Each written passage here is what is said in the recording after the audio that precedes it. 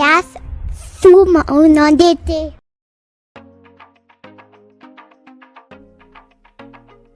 Математика лесна како песна.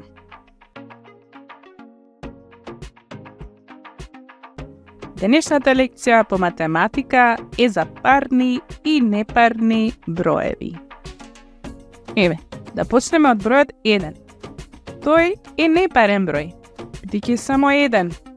Сам. Тоа е малку тажно, нели? А нема со кого да танцува. А кога е бројот 2 во прашање, тој број велиме дека е парен. Значи, имаме пар.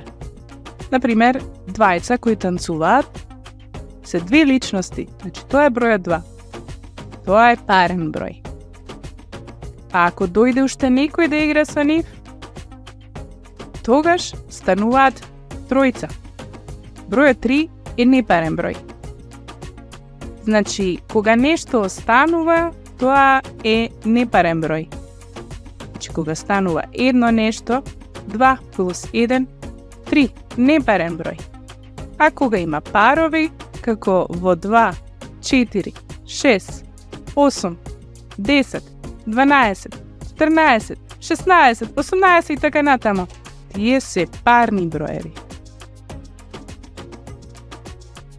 А пак, 1, 3, 5, 7, 9, 11, 13, 15, 17, 19 и така натаму се непарни броеви.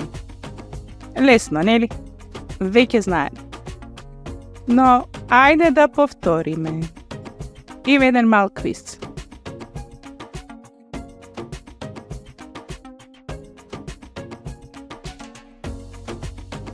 Еве, бројот 4.